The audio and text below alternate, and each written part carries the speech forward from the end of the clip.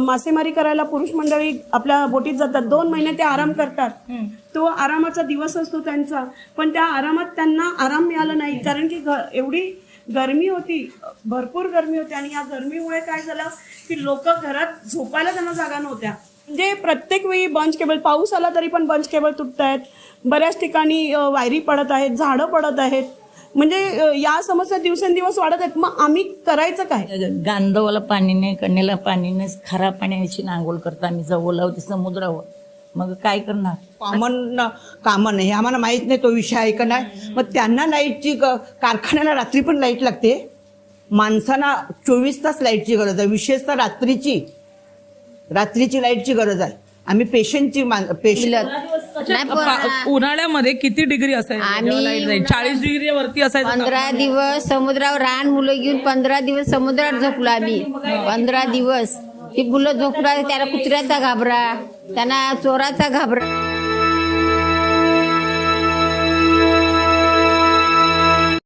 नमस्कार, आता आपण विरारच्या अर्नाळ्यामध्ये आहोत. गेल्या काही दिवसांपासून आपल्याला माहिती असेल तर वसई विरारमध्ये बेदम पाऊस पडत आहे, मुसळधार पाऊस पडत आहे आणि अशा परिस्थितीमध्ये गारवा जो आहे तो वसई विरारमध्ये पसरलाय. परंतु या आधी जी गरमी होती ती पण आपण पाहिली, कशा प्रकारे गरमीने लोकांचे हाल झाले होते. परंतु महावितरण गरमी असो किंवा पावसाळा सुधारण्याचं नावच घेत नाही.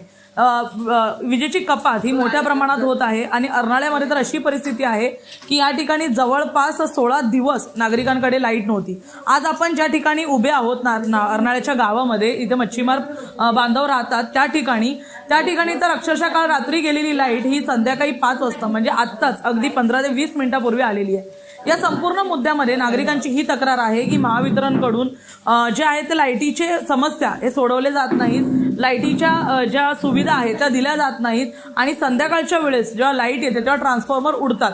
अर्नाळे गावामध्ये ही गोष्ट काही नवीन नाहीये, परंतु 16 दिवस एका परिसरामध्ये वीज नसणं, ते पण गरमीच्या दिवसांमध्ये, ही किती मोठी गोष्ट आहे. आपण एक स्क्रीनवर व्हिडिओ पाहू शकता कशा प्रकारे नागरिक जे आहेत ते अक्षरशः अर्नाळ्यामध्ये समुद्रावर जे आहेत ते झोपले होते ताडपत्री टाकून. आणि अशा परिस्थितीमध्ये देखील महावितरणनी अशी दखल घेतली नाही, तर यावर समस्यांचं समाधान होण्याऐवजी नागरिकांना त्रासच सहन करावा लागला. त्यापेक्षा पण एक महत्वाची गोष्ट की कालच्या दिवसामध्ये आमदार स्नेहा दुबे यांनी, ज्यांच्या हद्दीत हा संपूर्ण परिसर येतो, त्यांनी विधान भवनमध्ये हा मुद्दा उचलला की कशा प्रकारे महावितरणची वीज कपात ही सतत सुरू आहे. परंतु त्यांनी मुद्दा उचलला कामन आणि पोमनचा. त्यांनी मुद्दा उचलायला हवा होता भूमिपुत्र मच्छीमार बांधवांचा, ज्यांना इतक्या अडचणी आहेत, त्यांचा कुठे उल्लेखही होत नाही. एका बाजूला राजन नाईक हे मच्छीमार बांधवांसाठी ओटे कठडे व्हावे यासाठी प्रयत्न करतात, तर दुसऱ्या बाजूला आमदार स्नेहा दुबे ज्यांच्या हद्दीत हा संपूर्ण परिसर येतोय, त्या मच्छीमार बांधवांना विसरले आहेत का, हा एक मोठा प्रश्न उपस्थित राहिलाय. जर असंच चालत राहिलं तर ज्यांनी त्यांना निवडून आणलंय त्यांनी कोणाकडे जायचं, हा एक मोठा प्रश्नचिन्ह उपस्थित राहतोय. काय सांगाल मॅडम, काय परिस्थिती आजच्या घडीला? मी आपल्या एरियातून माजी पंचायत समिती सदस्य ज्योती अशोक कुडू बोलते आहे. गेल्या 2 महिन्यापासून सतत आमच्याकडे महावितरणाच्या समस्या अतिशय म्हणजे म्हणजे बोलतात ना तळागाळाला गेलेल्या आहेत. आम्ही एवढे कंटाळलेलो आहोत, अतिशय. आमचे कोळी बांधव आहेत, शेतकरी बांधव आहेत, सर्वच बांधव इथे एवढे त्रस्त झालेले आहेत की लाईट मिळतच नाही. प्रत्येक वेळी लाईटची कपात सकाळपासून, म्हणजे गेले 16 दिवस तर आमच्याकडे काही, हा जो परिसर आहे, बेनका गल्ली आहे, गुडघ्या गल्ली आहे, या गल्लीमध्ये गेले 16 दिवस असं म्हणजे लाईटच नाही. आणि इथले परिसरातील लोक इतके, म्हणजे सगळ्या आमच्या महिला आहेत, पुरुष मंडळी आहेत, जे मासेमारी करायला पुरुष मंडळी आपल्या बोटीत जातात, 2 महिने ते आराम करतात. तो आरामाचा दिवस असतो त्यांचा, पण त्या आरामात त्यांना आराम मिळाला नाही, कारण की एवढी गरमी होती, भरपूर गरमी होती. आणि या गरमीमुळे काय झालं की लोक घरात झोपायला त्यांना जागा नव्हत्या, ते लोक झोपूच शकत नव्हते घरात, इतकी गरमी होती. 6 वाजता जेवून सर्वजण समुद्रावर जाऊन झोपायचे आपल्या मुलांना वगैरे घेऊन. मुलांचा पहिला शाळेचा दिवस चालू झाला, त्या दिवशी पण आपल्याकडे लाईट नव्हती. म्हणजे गरमीचे दिवस, सगळे गरमीचे दिवस. आणि या गरमीच्या दिवसात तर लोक त्रस्त होते ना, ट्रान्सफॉर्मर टिकत होते, ट्रान्सफॉर्मर उडत होते, जे केबल आहेत ते तुटत होते. आम्हाला MSCBनी मदत केली, परंतु जी 16 दिवसाची मदत होती ती मिळाली नाही आम्हाला, कारण रात्री पण लाईट गेलेली जी आता आली आहे. हो, काल रात्री पण गेलेली, जी 10:15 काल गेलेली ती आज 10:15 लाईट आलेली आहे. म्हणजे प्रत्येक वेळी बंच केबल, पाऊस आला तरी पण बंच केबल तुटत आहेत, बऱ्याच ठिकाणी वायरी पडत आहेत, झाडं पडत आहेत. म्हणजे या समस्या दिवसेंदिवस वाढत आहेत. मग आम्ही करायचं काय? आम्ही लोकांनी महावितरणचा मुद्दा जो आहे तो राज्य सरकारचा मुद्दा आहे, MSCBचा आहे. मग अशा परिस्थितीमध्ये आमदार मॅडमनी तर विषय पण उचलला होता. आमदार मॅडमनी विषय उचलला, परंतु तो विषय कुठल्या एरियातला उचलला? आम्ही जे आहोत ते वसईचे आहोत आणि आम्ही जे राहतो अर्नाळ्यामध्ये. मग आमच्या अर्नाळ्यातल्या समस्या ज्या आहेत ते गेल्या कित्येक 2 महिन्यापासून चालू आहेत. जसा गरमी एप्रिल महिना चालू झालेला आहे तेव्हापासून आमच्याकडे लोकांच्या घरात लाईट नाही, जर बघायला मिळालं असं. तो कॉमन हा, पण विषय त्यांनी इकडचा नाही उचलला, विषय त्यांनी तिकडचा उचलला. आमच्या इकडचा पण तिकडचा विषय उचलण्यामागचं काय कारण असेल की भूमिपुत्रांना असं बाजूला सारून जे आहे ते तो त्यांचा वैयक्तिक प्रश्न आहे, परंतु आम्ही सामान्य जनता आहोत ना, ज्यांनी निवडून दिलेलं आहे त्यांना. मग सामान्य जनतांना पण त्यांनी द्यायला पाहिजे ना, त्यांचे पण अधिकार आहेत सामान्य जनतेची, की सामान्य जनतेला पण वीज मिळाली पाहिजे. त्यांच्या घरात लाईट आहे की नाही? आज गेले 16 दिवस जेव्हा यांच्या घरात चूल पण पेटत नव्हत्या, यांच्या घरात पाणी नव्हतं, मुलं आंघोळ करू शकत नव्हती, घरात आजारी पेशंट आहेत, वारंवार फोन करतात, मॅडम लाईट कधी येणार आमची? त्यांना अपेक्षा आहे की लाईट येईल करून आणि मदत येईल करून. परंतु खूप प्रॉब्लेम होता. मला तर एवढंच माहितीये की मला या सरकारकडनं इतकीच मागणी आहे की आमच्याकडे या लाईटीच्या समस्या खूप उद्भवत आहेत. रोज पाऊस चालू झाला तरी पण उद्भवत आहेत, उन्हाळा चालू झाला तरी उद्भवत आहेत. आमच्याकडे जी अंडरग्राऊंड सिस्टम सांगितली होती त्यांनी, ती लवकरात लवकर आमची चालू व्हावी, जेणेकरून आमचे हे प्रॉब्लेम थांबतील. बरं, काय सांगाल का की काय काय त्रास सहन करताय? लाईट असून आमच्याकडे झोपाला समुद्रावर जातात लहान मुलं, पाणी गांधवाला पाणी नाही, कन्याला पाणी नाही, खरा पाण्याची आंघोळ करता आम्ही जवळ लावते समुद्रावर. मग काय करणार? आणि लाईट गरमीत नाही मग कसं राहायचं इकडे? तेच कसं जायचं, आम्हीच दिवस करू.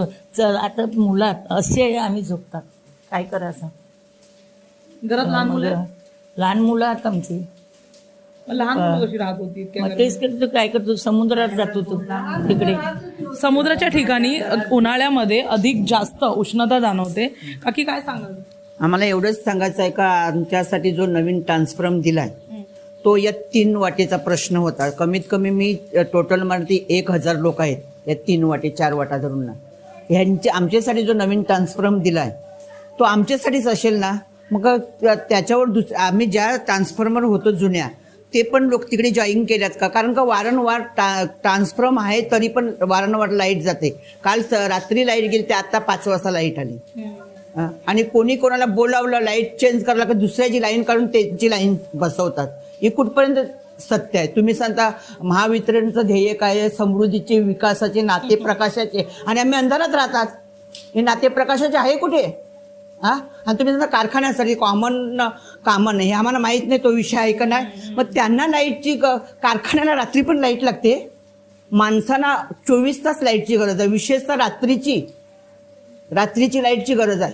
आम्ही पेशंट आहे आम्हाला, आम्ही कसे राहणार? लहान मुलं आहेत माझ्याकडे 2, मी बाजूच्या घरात देते रोज, राहत नाही ते काय करणार? बरोबर आहे. इतके दिवस इन्व्हर्टर पण चालत नाही, काय सांगाल? ट्रान्सपोर्ट टाकायला जागा द्या, जागा उपलब्ध झाल्यात, मग ट्रान्सपोर्ट कशाला टाकत नाही? आज वेळोवेळी सांगतात तुम्ही जागा नाही देत, तुमचा ट्रान्सपोर्ट बसत नाही. जागा दिलाय ना, मग ट्रान्सपोर्ट तुम्ही बसून घ्या ना. यासाठी तुम्ही नेते मंडळांकडे नाही विषय, कारण हा राज्य सरकारचा विषय, आमदारकीच्या अधिकारी. तरी आम्ही विषय मांडला आमदारकीकडे, तरी तुम्ही आता आमदारकडे पण जाऊ शकतात. आताच्या नवीन जे आमदार आहेत नेहा दुबे, तिथे पण आम्ही जाऊ शकतात. पण कोणाकडे जायसाठी, एखाद्या उच्च माणसाकडे जायसाठी कोणाच आम्हाला सोबत पाहिजे. असे आम्ही गेल्यावर आमची तक्रार घेतील का ते? 16 दिवस इथे लाईट नव्हती, कोणत्याही नेत्याने इथे फिरकलं नाही का? कोणच नाही फिरकलं. आम्ही किती वेळा ग्रामपंचायतीमध्ये गेलो, आमच्या संस्थेवर गेलो, कुठे कुठे गेलो, समुद्रावर भांडणं पण झाली. जी जागा कस्टमच्या हद्दीत आहे ती जागा देण्यासाठी एक बाईने तिथे अटकाव केला, त्या बाईने मारहाण पण केली. मग आम्ही काय करणार? आणि आमच्या ज्या तुम्ही जागा बोलता देवाच्या, त्या आमच्या मच्छीमारीच्या जागा. आम्ही मच्छीमारी सुकवतो तिकडे 24 तास, वर्षाचे 8-10 महिने आम्ही तिथे धंदा करतो. ठीक आहे, आपण इथे येऊया. काय सांगाल का की काय कंडिशन आहे लाईट नसताना? तेच कंडिशन सांगितलं, तेच कंडिशन. आता दुसरं काय बोलणार आम्ही तरी? पोरं अख्ख्या दिवसाला लाईट जाते, ते आमचं होणार कसं? एक दिवस पण ना लाईट आम्हाला मिळत नाही. उन्हाळ्यामध्ये किती डिग्री असायची? आम्ही लाईट जाईल 40 डिग्री वरती असायचं. 15 दिवस समुद्रावर लहान मुलं घेऊन 15 दिवस समुद्रात झोपलो आम्ही. 15 दिवस ती मुलं झोपला त्याला कुत्र्याचा घाबरा, त्यांना चोराचा घाबरा. बायको कशी कधी आम्ही झोपलो ना, पण या 2 महिने आता बल्या चढल्यानंतर 15 दिवस आम्ही समुद्रात झोपलो, ती म्हणजे मातीवर. अच्छा, आमदार मॅडमनी प्रस्ताव मांडला होता की आपण अंडरग्राऊंड वायरिंग करायची. काही सुरू झालेत प्रयत्न अंडरग्राऊंड वायरिंगसाठी? कशाला पण येत नाही सामान, सांगितलं पण कशाला का टाकत नाही तुम्ही सामान. ते आता त्यांना माहिती टाकणार नाही आहे टाकत. ते. कधी टाकणार आहेत पण ते टाकतील पुढच्या वर्षीपर्यंत कदाचित. तुम्ही अजून एकदा तुम्ही मरतील माणसं. तुम्ही अजून एकदा समुद्रावर झोपा, मग कदाचित ते टाकतील. मग पावण्यामध्ये झोपतील तेव्हाकडे आम्ही पावसाला मध्ये. डायबिटीसचे पॅसेंजर आहे, कॅन्सरचे पॅसेंजर आहे, ते कसे राहणार लाईट नसल्यावर? हा? आमच्या बाजूचा कॅन्सरचा पेशंट आहे, 55 टाक्याचं ऑपरेशन झालं. ती त्याची बायको रोज 11:30 वाजेपर्यंत जेटीवर त्याला घेऊन जाते. तिकडची हवा खाली परत येऊन तो झोपतो. पण तो किती वेळ तेव्हा काय भरून ठेवले शरीरामध्ये, ती मोठा करणार. ती तात्पुरती लागली हवा, परत घरी आली का तीच व्यवस्था. कोणी बोलणार आहे? एकदम व्यवस्थित कोण मुद्दा मांडेल? मध्ये मध्ये बोलू नका. मग काय बोलणार? मला विशेष म्हणजे सांगायचं ज्योती कुडू यांच्याविषयी. जेव्हा आमची लाईट नव्हती आम्हाला 15-16 दिवस, तेव्हा त्या आल्या आणि आमची समस्या त्या आल्या, त्यांना माहीत पडलं. आम्ही पण नाही त्यांच्याजवळ गेले, त्या स्वतः आल्या आणि त्याने आमची चौकशी केली, गल्लीत येऊन विचारपूस केली लाईटविषयी. आणि त्यांनी आम्हाला हे सर्व आमचे मार्ग मोकळे करण्यासाठी आम्हाला घेतलं आणि त्याच आमच्यासाठी भांडत आहेत. दुसरं कोण येते? माझा प्रश्न मॅडम काय आहे की अंडरग्राऊंड वायरिंगसाठी प्रयत्न करणार आहेत आमदार मॅडम, आणि जेव्हा त्या निवडून आल्या होत्या, आमदार म्हणून त्या निवडून आल्या होत्या, पहिल्याच अधिवेशनात त्यांनी हा मुद्दा मांडलेला की वसईमध्ये अंडरग्राऊंड वायरिंगसाठी मी प्रयत्न करेन. मग प्रयत्न सुरू का नाही झाले? इथे काही प्रयत्न दिसून येत नाहीयेत आणि परत आता महावितरणचा मुद्दा त्यांनी मांडलाय. मग असं का होतंय की फक्त मुद्दे मांडले जातात, त्याच्यावर काम होत नाहीये? आता ते त्यांनाच माहीत असेल ना, का नाही करत ते. म्हणजे काय असेल, काय अडचण येते का गावामध्ये? काही काय अडचण काय असेल? काहीच नसेल ना अडचण कशाची असेल? अडचण असली तरी त्याच्यावर मार्ग शोधला पाहिजे ना. बरोबर, मार्ग शोधायला तुम्हाला पाहिजे. विचारेन मॅडम, आता अंडरग्राऊंड वायरिंगचा जो मुद्दा होता पहिल्याच अधिवेशनात मांडण्यात आला, का काम नाही सुरू झालं? कधी विचारलं गावकऱ्यांनी काय? कारण मुद्दे इतके मोठे आहेत, मग का नाही विचारपूस झाली? गेले सतत मला वाटतं हा मुद्दा खूप वर्षांपासून चालू आहे की अंडरग्राऊंड आम्हाला करून मिळावं.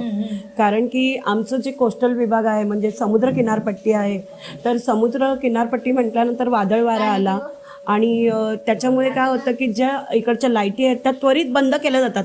म्हणजे विरारवरून लाईट अचानक ट्रिप होते आणि मग जर तुमच्याकडे पाऊस पडत असेल तर 2-2, 3-3 दिवस लाईट येणारच नाही. अशामध्ये परत शेतकरी लोक पण आहेत, शेतकऱ्यांच्या इथे पण प्रॉब्लेम की शेतामध्ये पण पोल्स उभे केलेले आहेत. तर जेव्हा ती माणसं शेतीमध्ये फुलं वगैरे वेचत असतात तेव्हा पण पोल पडलेले आहेत. तर या सर्व घटना झालेल्या आहेत की त्याच्यामुळे पोल पडल्यामुळे घोडे मेलेले आहेत, माणसांना पण शॉक लागलेला आहे. तर या सगळ्या घटना होऊ नये म्हणून आम्ही शासनाकडे वारंवार पत्र करतो आहे. आणि इवन आम्ही आपले माननीय माजी आमदार माननीय श्रीयुत हितेंद्रजी ठाकूर यांना सुद्धा निवेदन दिलं होतं की आम्हाला लवकरात लवकर अंडरग्राऊंड करून मिळावे, जेणेकरून आमच्या विभागातले जे अपघात आहेत ते टळतील आणि आमच्याकडे सुरक्षित लाईट सर्वांना मिळेल.